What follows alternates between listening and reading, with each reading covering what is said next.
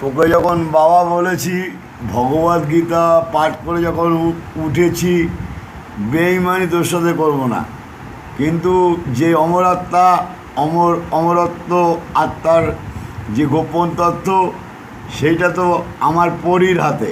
তুই ভালো করে সেটা বুঝতে পারছিস হে গিরিধারী।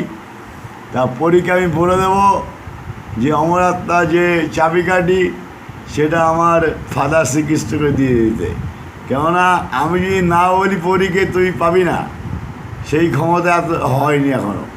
পরীকে আমি বলবো, তা পরী আমার কথা ছাড়া একটু থুতুও ফেলবে না, এটা ভালো করে জানা আছে নিশ্চয়ই।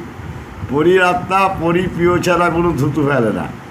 যাও, পরীকে আমি বলে দিচ্ছি আত্মবান শ্রীকৃষ্ণের চরণে সমর্পণ করতে।